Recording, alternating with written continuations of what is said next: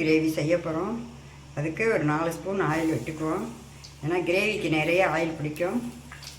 பட்டை, கிராம்பு, ஏலக்காய்லாம் இப்போ இது வெறும் வானலில் வறுத்து நுணுக்கி வச்சுருக்கேன். அதை சேர்த்துருவோம்.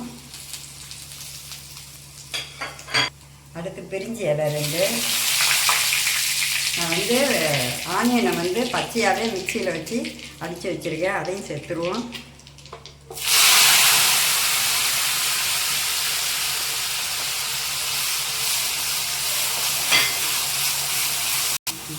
ஆனியன் நல்லா பச்சை வடை போகிற அளவுக்கு வதக்கிக்குவோம்.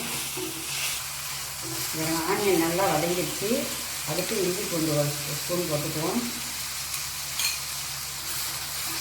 இஞ்சி பூண்டு நல்லா வதங்கட்டும். நான் புதினா கொத்தமல்லியும் அரைச்சி வச்சுருக்கேன். கொத்தமல்லி தலையும் புதினா தலையும் அதையும் இதில் சேர்த்துருவோம். தக்காளி 2 எடுத்து பெரிய தக்காளியாக அரைச்சி வச்சுருக்கேன். அதையும் இதில் சேர்த்துருவோம். நல்லா பச்சை வாடை போய் எண்ணெய் பெரியற அளவுக்கு வதங்கட்டும். சிக்கனுக்கு தேவையான சால்ட்டு சேர்த்துருவோம். எல்லாம் நல்லா வதங்கிடுச்சு. அடுத்து மிளகாத்தூள் போட்டுக்குவோம். நான் பெரிய ஸ்பூனால் 1.5 ஸ்பூன் போடுறேன். மல்லித்தூள் சின்ன ஸ்பூன் இது, அதால் 1 ஸ்பூன் போட்டுக்கிறேன். நல்லா பச்சை வாடை போகிற வரைக்கும் வதக்கிடுவோம். மஞ்சத்தூள் 1 சிட்டிகை போட்டுக்குவோம்.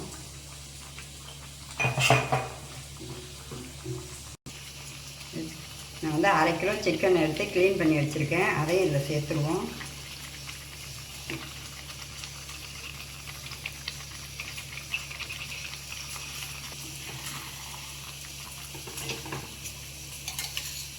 தயிர் 1 கரண்டி சேர்த்துருவோம். அதில் நான் தயிர் சேர்த்தா தான் சிக்கன் நல்லா சாஃப்டாக இருக்கும்.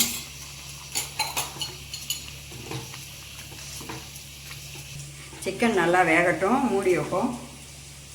தேங்காய் 3 ஸ்பூன் அரைச்சி இதில் ஊற்றிடுறேன்.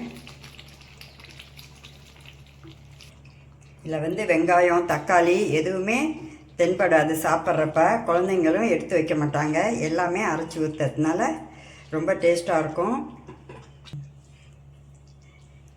எல்லாமே வெந்துடுச்சு.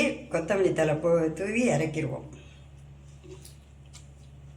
Chicken gravy ready. நீங்கள் இதை மாதிரி செஞ்சு பார்த்துட்டு எப்படி இருக்குன்னு கமெண்டில் சொல்லுங்கள்.